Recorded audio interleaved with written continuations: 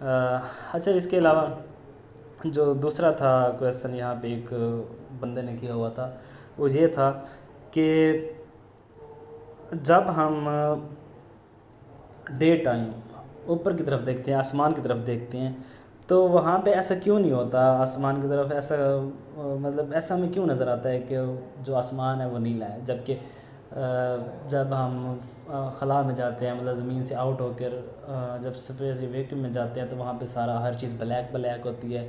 Even कि जब आपने अब चंद्रयान रिसेंटली चंद्रयान 3 इंडिया का जो था प्रोग्राम, वहाँ पे उन्होंने वहाँ पे लैंड किया, तो वहाँ पे जब जाके देखते हैं तो ईच एंड एवरीथिंग हमें ब्लैक नज़र आती है। लेकिन ऐसा क्यों है कि डे टाइम ज़मीन से खड़े होकर अगर ऊपर आसमान की तरफ देखें तो वो ब्लूइश नज़र क्यों आता है हमें, और नाइट टाइम वही आसमान हमें ब्लैक नज़र क्यों आता है?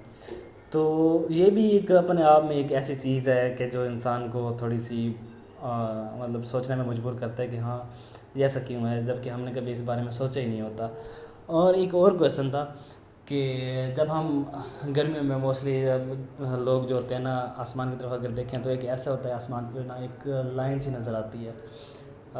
एक जैसे ऐसा फील हो रहा होता है जहाँ पे आसमान ऐसे मिला हुआ हो एक दूसरे के साथ, मतलब एक लाइन नज़र आती है, कुछ लोगों ने नोटिस किया होगा। तो वो जो लाइन है, हाँ, वो लाइन हमें नज़र क्यों आती है, वो उसका मेन बेसिकल मकसद क्या है, वो किस वजह से हमें नज़र आती है?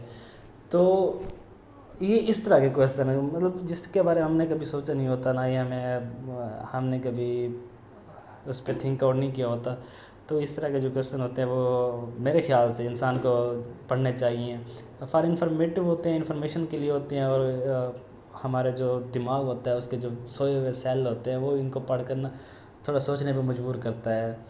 तो मतलब हमारे लिए ये बहुत ज़्यादा फ़ायदेमंद है। तो मैं आपको चाहूँगा कि अगर आप इस तरह के और भी क्वेश्चंस मतलब पसंद हर किसी के अपने होते हैं, अगर आप पढ़ना चाहते हैं तो ये देखें, इतना बहुत बड़ा ग्रुप है।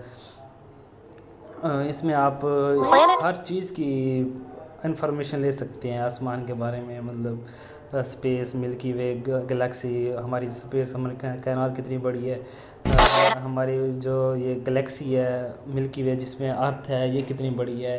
1 ईयर नूरी साल क्या होता है, मतलब नूरी साल जिसे हम कहते हैं वो क्या होता है। तो अगर हम रोशनी की स्पीड के साथ ट्रैवल करें तो हम कितने दिनों तक या कितने घंटों तक सूरज की तरफ पहुंच सकते हैं या किसी दूसरे स्टार तक पहुंच सकते हैं।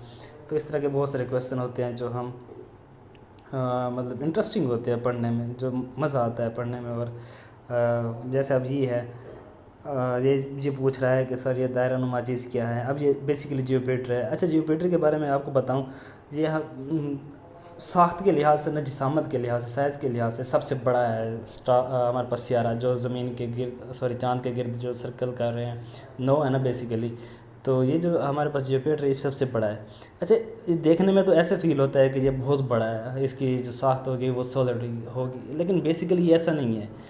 ये जो जुपिटर है हमारे पास, ये एक गैसों का गोला है। अगर हम इसकी सतह पर लैंड करना चाहते हैं तो हम इसकी सतह में लैंड नहीं कर सकते। जब अगर हम अपनी तरफ से कोशिश करेंगे लैंड करने की, तो जैसे ही हम इसकी सतह पर जाएंगे तो ये हम इसके अंदर धंसते जाएंगे, डूबते जाएंगे।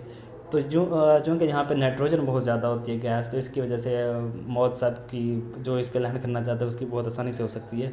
तो ऊपर ऊपर से तो गैसेस होते हैं, लेकिन जैसे जैसे हम इस गैसों के अंदर ट्रैवल करते जाते हैं, अंदर लैंड करते जाते हैं, तो ये फिर क्या हो जाता है, लिक्विड फॉर्म में चला जाता है। तो इस तरह की मतलब हमारे लिए एक इंसान को चौंका देने वाली चीज़ें होती हैं। और एक बंदे ने क्वेश्चन किया हुआ था कि अगर हमारे पास मरीख की जगह, क्योंकि हम ज़मीन के साथ जो सियारा है वो मरीख है, तो मरीख की जगह अगर हमारे पास जियोपेटर होता तो उसकी वजह से ज़मीन पर क्या असरात पड़ते। तो उसका आंसर ये था कि अगर ये चूँकि जियोपेटर गैसों पर मुश्तमिल है, तो ये मुख्तलिफ़ किस्म की नाइट्रोजन गैस बेसिकली ये बहुत ज़्यादा छोड़ता है, तो ज़मीन पे फिर ऑक्सीजन की कमी हो जाती है। गैस का आपको पता है कि ये कितने जल्दी ट्रैवल करती है। तो ज़मीन पे इंसान कोई भी मखलूक कोई भी जानदार रहने के काबिल ना होता, क्योंकि नाइट्रोजन इतनी हो जाती है। वैसे भी ज़मीन पे सबसे ज़्यादा नाइट्रोजन है, तो इस वजह से कायनात अल्लाह ताला ने बड़ी खूबसूरत तरीके से बनाई है, और बेहतरीन तरीके से बनाया है, जो इंसान सोच भी नहीं सकता। अगर समझने पे बैठे तो अक्ल दंग रह जाती है कि ये किस तरह और कैसे कैसे डिज़ाइन की हुई है। खैर मैं अगर इस पे वीडियो बनाना चाहूँ तो ये बहुत बड़ी बनती जाएगी। तो अगर आपको मेरे जो पहले क्वेश्चन मैंने 2-3 किए हैं, अगर उनके आपको आंसर चाहिए तो आप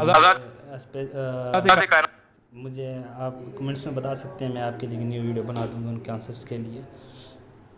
okay, thank you, good bye.